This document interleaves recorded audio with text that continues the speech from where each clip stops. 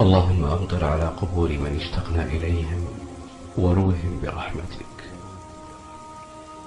اللهم اسقهم غيثا ترتوي منه أرواحهم وتغسل معها ذنوبهم.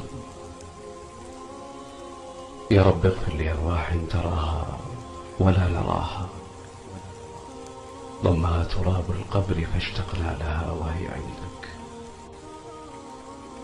يا رب اجعل مأواهم الجنة وارحمهم بواسع رحمتك. أسألك ربي أن تنعم لهم بالمغفرة والعتق من النيران، وأن تجعل مسكنهم الجنة.